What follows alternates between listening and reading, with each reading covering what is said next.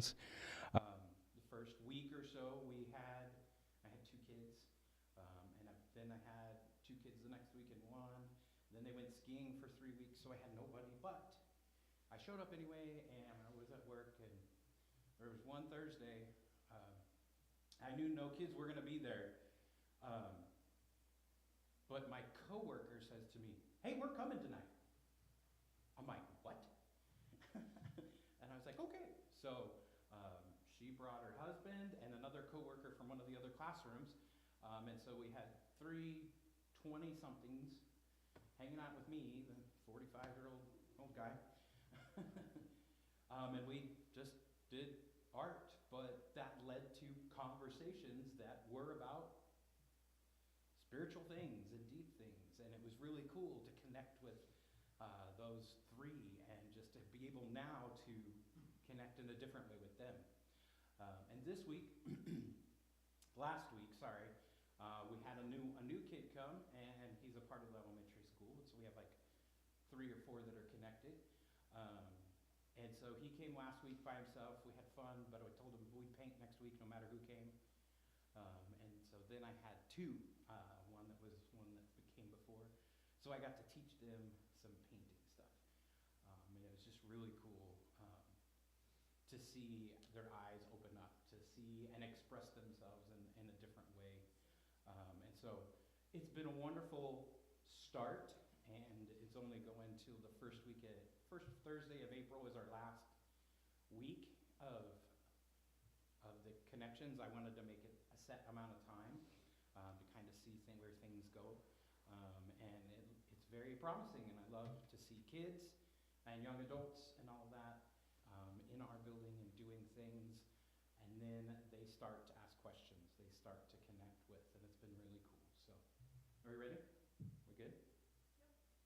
Well, this is our first week of Lent, the Lenten season, which is the season before Easter. It's it's the end of Christ's ministry is what it is. It's those 40 days that lead up to. So we have certain stories and things and Sundays that are in there that connect us to what is going on. This past week or two, I've been sick a couple of weeks, and the thing is that I've been challenged to ask myself this question: but why? Why? So my thought has been, why do I do things? Why am I challenged? Why would God want me to be going this direction at this time? And so, for this season of Lent, I would like you guys to think of what your why is. Why you are doing these things. Why am I here? What is something, does God want me to be connected in this way? And why does it matter to me? That's just I want that to be your mindset, okay? That's not our series name. That's just kind of the concept that I want you to focus in on as we go forward through the Lenten season. Our Lenten season, our series concept is to rend your hearts. And so that just kind of means to take a step back, to think about where your heart is, and to connect and to see who God is, who Christ was for us, and see that there might be a difference between who we are and who Christ is. And during this season, that we try our best to focus on making that distance closer. We still see that there is difference, and we struggle through. It doesn't matter if you've been a churchgoer since you were 5 or 2 or even 40. It doesn't matter. We all seem to be on this journey towards what, as I will be working through, towards rendering our hearts to God and to seeing where God is leading us and helping us to understand, but why? So our first This is our first week. It is in Vocabit Sunday is what it's called. We have a couple of texts. I have an Old Testament text and a New Testament text. The Old Testament text is Psalm 91:15. We'll get to that. And Matthew 4:1-11. So it is in Vocabit Sunday. I saw that word and I'm like, what is that? It means to call or to invoke in the way that we might call upon the Lord in our hour of need, right? So here in Psalm 95, verses 15 and 16, we see David, and he says this. He says, whenever you cry out to me, I will answer. No, this is Jesus. David had asked that question. Whenever you cry out to me, I will answer. I will be with you in the troubling times. I'll save you and glorify you. I will fill you full with old age. I'll show you my salvation. Again, here, David is reminding himself and others of God's promise that if we call upon him, he will answer us. Now, sometimes our human minds and brains, we kind of get in the weeds of what we think that answer should look like. And that is where I'm going with this in the concept of, but why? Why? He recalls that God's promise is, I will protect him because he knows my name. What this might tell us today in finding our closeness with God invites us to be in favor with him. To be at a peaceful place. In another way of thinking, when we have closeness with God, we can overcome challenges that we couldn't otherwise overcome with our own strength. Our text is in Matthew chapter 4, our New Testament text. It says this. It says, then the Spirit led Jesus up into the wilderness so that the devil might tempt him. After Jesus had fasted for 40 days and 40 nights, he was starving. The tempter came to him and said, since you are God's son, command these stones to become bread. And Jesus replied, it is written, people won't live only by bread, but by every word spoken by God. After that, the devil brought him to the holy city, and he stood him at the highest point of the temple. He said to him, since you are God's son, throw yourself down. For it is written, I will command my angels concerning you, and they will take you up in their hands so that you won't hit your foot on a stone. Jesus replied, again, it is written, don't test the Lord your God. Then the devil brought him to a very high mountain and showed him all of the kingdoms of the world and their glory. He said, I'll give you all of these if you bow down and worship me. Jesus responded, go away, Satan, because it is written, you will worship the Lord your God and serve him only. The devil left him, and angels came and took care of him. The first thing what we might notice when we are reflecting upon Jesus' experience in the wilderness is his habitually and immediate response to all of this is Scripture. He's praying in the desert, and Satan comes, and then the 3 times that Jesus has an answer, it starts with, it is written. This tells us that Jesus did not accept what was in front of him as an ultimate reality. When tempted by food, wealth, and power, Jesus was not moved. His grasp of the reality of Scriptures allowed him to see past into the greater truths. The point that I really would love to see here is this. There's a lot of times when we have people that are around us that are saying things that are good. But sometimes they are saying those good things, and there might be an agenda behind them. Pretty sure that's what Satan was doing in the desert with Jesus, right? He had an agenda of what he was trying to get Jesus to do. He was trying to say, well, you can feed yourself because God would provide for you.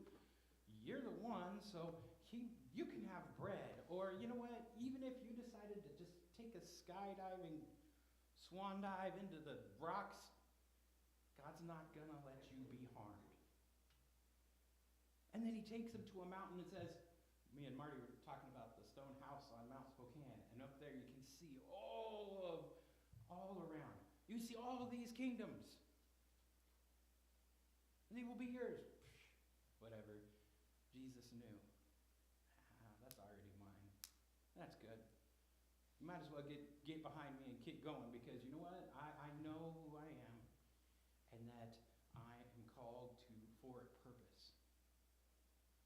Jesus knew his why. He knew why he was doing things, and the fact of the matter is, sometimes we have people that seem to want to put us on the right track, and it seems great. But we have to understand what our why is as people, how we are connecting with others, why we are connecting with those people, and go forward and say, is this the way that God wants us to be going forward? Closeness with God and his word invite the grace to overcome the temptation to buy into all of that is around us that could be good but not great. Now, most of us are familiar with St. Patrick's Day. Do you know about his life? His life was one of revelation and mission, unlike what we've ever known, had ever been known in the Western world through the 5th century. He found God in midst of a trial and then experienced his grace. About this period of discovery, he wrote this: After I had arrived in Ireland as a slave, I found myself pasteurizing flocks daily, and I prayed a number of times each day. More and more, the love and fear of God came to me, and faith grew, and my spirit was exercised, until I was praying up to hundreds of times a day, 100 times a day or more. And in the night, nearly as often, I was doing the same. Patrick was familiar with Christianity, but was unfamiliar with God's personhood until he came to a point where he was forced to meet God for himself, and in that moment, he was changed, forever changed. When he became familiar with God, he became familiar with grace. The idea of finding God's grace through relationship with him is echoed throughout all of Scriptures. Maybe that's one of the things that has helped me and why I felt called to be a pastor. Because my personality, you guys know, I love to talk to people. I love meeting new people. My top 5 skill sets are win others over, connectivity, and then includer. I think that includer kind of shows through when I'm at school, right? I'm trying to help and see these kids included and not feel different.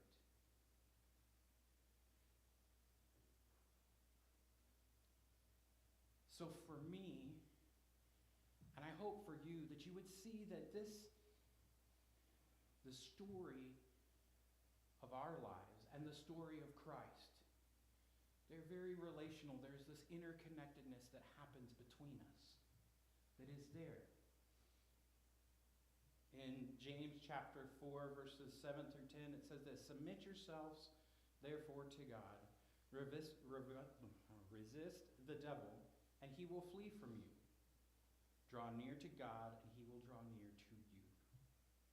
Cleanse your hearts, you sinners, and purify your hearts, you double-minded. Be wretched and mourn and weep. Let your laughter be turned to mourning and your joy to go humble yourselves before the Lord, and he will exalt you. Did I just say that you should turn your laughter into mourning? I did. Sometimes we need to see the connection. We need to understand what is going on. And that's one of the other reasons why I love going through the seasons of the church. Because in different seasons of the church, just like the different seasons of who we are, we go through different emotions. And that it's not something that's willy-nilly, but there's emotions that are connected to where we go and the process of going there. For a long time, I know that my mom and dad, they dealt with a lot of the don't show your emotions. Don't let people know what's truly going on and who you are. Or hold it close, because somebody's just going to use it against you. I don't know about you, but I can't live that way. I can't. I think it's because I love to be a part of your lives, to be a part of the lives of people that maybe need Christ. But for me, I can't say, oh, I have to hold it in. I get very passionate. I start to talk with my arms. I start to talk and focus on certain things. I cry more than probably I should, but you know what? I'm okay with that. I'm also one that kind of absorbs things. And in school the other day, I was dealing with two major issues with two different kids, and it broke my heart that these two kids were being taken advantage of. And I couldn't hold it in any longer. I came into my room and I saw my teacher and I said, I gotta go for a break. Wasn't even my break time. She did not care. She said, yeah, okay. And she kind of came out with me and she said, what's going on? And I said, this is not okay. I see that injustice. But I know that people need to see that from us. They need to know who we are, how we connect to Christ, how we connect to each other, not holding back,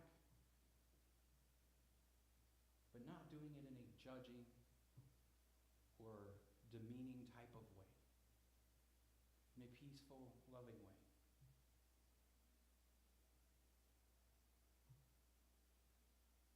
It says, this text offers a conditional promise that if we draw near to God and cleanse our hearts, then God will draw near to us and lift us up. This is our central idea of what Lent is. So for me right now, I see a cross. You guys see Jesus. Same kind of idea, right? And what I see is that there is this big gap that's there. And for you, from there to here, there is this gap. Our goal in that Lenten season is to say, one, how are we taking this time? How are we taking this time seriously enough to say that I know that there's a difference between me and Christ? And making that gap even smaller. And finding out the little things. They might not be big things. Maybe they're huge things. But closing that distance down is something that helps us to build our relationship with Christ, and it shows the love that we have for our Creator. Jesus made prayer essential in his life. In Luke chapter 5, verse 16, it says, Jesus often withdrew to lonely places to pray. It was part of his lifestyle. The other day I was sitting there, and I really don't like to be alone. I think you guys get this and know this about me. I don't. I like to be around people, even when I might not be in the best or I'm taking a break and I just need to kind of be peaceful. And every once in a while, I'll go sit in the front main office. There's a little table and a chair, and I take something to sketch with. And I sit there, and there's busyness going on in our central office at the high school. But it's peaceful to me because others are going about and doing what they need to be doing. And it helps me, stay connected and feel connected, but still giving myself time to take and focus and be peaceful. And it kind of weirds people out. It's really funny because a couple of the ladies that do the admin, one of them comes over and goes, there's a big teacher's break room down the hallway where you could go for a nice quiet place to be. And I said, no, that would bug me. I wouldn't be able to take an actual break. And they were like, really? I was like, yeah. And one of the teachers that I know really well comes in and knows who I am. And they're like, yeah, if you know Kyle, you know that everybody moving and all going around, that he can still find a place to take time. So what makes us connect with Christ better? What makes a healthy platonic relationship? There was a study that was, the conclusion that came in the study, it explained that the primary distinction between close friends and casual friends is that close friends engage more maintenance behavior kind of concepts with friends. And that casual friends don't work as hard to do those connections. The closer the relationship, that is, the more effort that is put into sustaining that closeness is one of the big deals of how it can become a healthy friendship or relationship in any way. So what is the most important primary maintenance behavior that we can have? It's communication. It's talking to each other. It's interacting and knowing and trying to understand each other. Right? I have a lot of people that I'm connected with on the internet, especially with Instagram. I actually have a lot of people that I know that are in India and Sweden and Norway, all of these different artists. Some of them, they don't speak much or well in English. They try, and it's cool to connect with them. But there's a language that is there in creating things that comes about that doesn't need verbal language to connect. I can share art, and they share art, and I can see the passion inside of what they do, even if it's not my style, my jive, whatever. I can see how hard that they are working towards that. And the people I've connected with the most are ones that are willing to connect and make it work together for the purpose, the why of what they are doing. There is no long-lasting relationship when we don't practice communication. I have a really great friend of mine. He's one of my best friends. He lives in Oregon. He was a good friend when I was the youth pastor there, and then we came back for a year in between churches at one time, and we stayed connected, of course, and during those years we talked a lot. We'd hang out. Our kids went to the same school, so we would park after school and wait to pick up our kids, and we would just stand there and we would talk about anything and everything. We would communicate. He goes to I think a Bible church there in Lebanon. He didn't even go to our church, but I connected well with him. And we knew how to communicate well with each other. And by that, we knew how to make each other laugh, or knew that we had the certain things that are connect us together. At the time, I have 4 boys. And at that time, Dana had 4 girls. So we understood each other on some different levels. And we were able to connect and communicate in different ways that connected us. I haven't seen Dana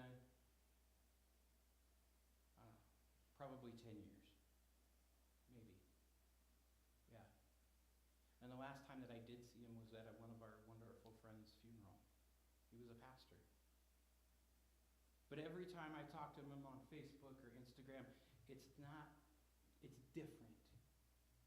But it's just the same because our communication and we are close friends. We can connect right away. And isn't that kind of what God is? God is there. He's ready to pick up where you left off, no matter where you have decided to take off and go to. But that friendship, that relationship that we can have with Christ is there. And it's just picked up right where it was left off. In 2 Corinthians chapter 6, Paul is writing about God's grace, and he says something profound. It says this, it says, working together with him, then we appeal to you not to receive the grace of God in vain. What Paul is working towards is this idea that God's grace isn't meant to be a casual reset when we fall into temptation. In this way, grace is helpful in both the preventative and redemptive parts of our experiences to deal with temptation and to deal with when life comes at us very hard. When life hurts. When we don't think that we can make it anymore. We ought to recognize the grace that God imparts to us as a gift that should not be taken lightly. It should be received with awe and reverence. God's grace is a safety net. It's a bandage. It's also a way forward. It's forgiveness. It's divine aid. It is all of these things and more. And best of all, he is faithful when we call upon him. He answers us. And it is essential that we rely on his grace to become everything that we were meant to be, to live in this life connected to Christ, following alongside him as he is with us, putting us into the place where he wants us to do the best that we can. So remember, or think about it this week, but why, Pastor Kyle? But why were we here? Why were we talking about communication and friendship and grace? Why was I here? Where do I need to go from here? So remember, during these 40 days in this Lenten season, I know that in the Lenten season there are times that you can have seen people that have given something up. We did this a lot in college. We did some things where it helped us to understand and learn and grow in our relationship towards Christ and to make a difference.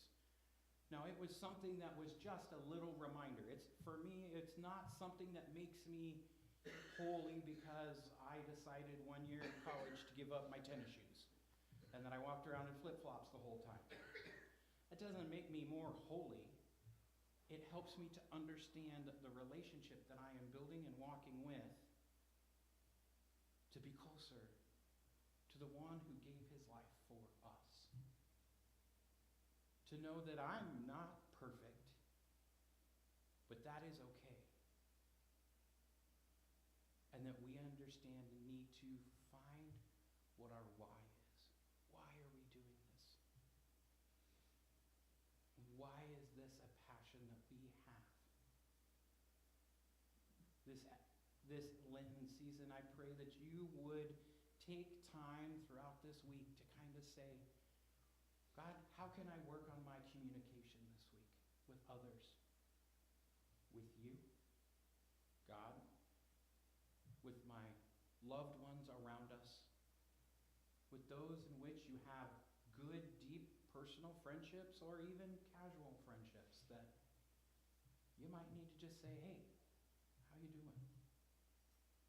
Because we're all kind of going through a lot of rough stuff. We all have something. But if we can go together, it helps us to continue to love God and to love others well. Would you pray with me? Father, I thank you for all that you have done for us. We thank you for the Lenten season, and Lord, this is the second year in a row that I've been like, no, I don't want to do this again. But doing it over and over again and watching and seeing, it helps me to understand the why. The why am I doing this? Why am I here? What is it for? Pray that you will be with us. Help us to see the grace that you have and to understand it more and more. We think of those who are not in a great spot today. We are thankful and blessed that Heather is not feeling any more pain today and that she's with you. But we know, Father, that it's hard as a family to love somebody and then they're not there. We can know where they're going, but it takes a toll. Pray that you will be with Jason. Help him to seek the best way to deal with this loss. Pray that you will be with all of the family. Pray that you will be with those who have been sick, who have a new diagnosis that might come or has come, or things that we just feel like we've hit that top level. We can't go any further. Help us to know that you are with us each and every day. We love you and praise you. In Jesus' name, amen. We can do announcements?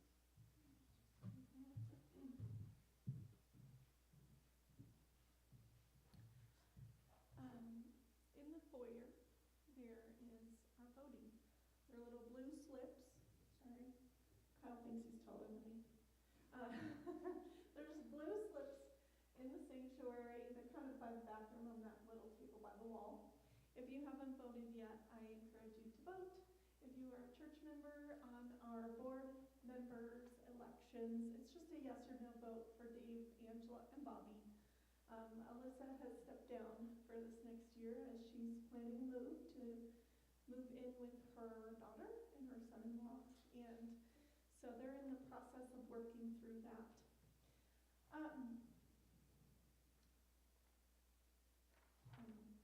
I'm at a loss today. But coming up on the 30th, we're going to have an all-church potluck, and we'll provide some shredded chicken. If you'd bring a side dish or dessert to share, we would love that.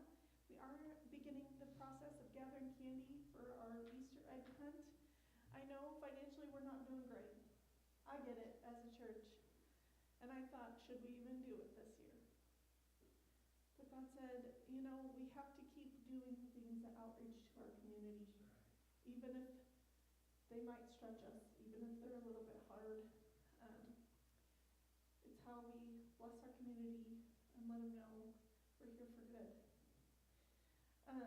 But on the 30th, we're also going to do our pastoral reports and vision service.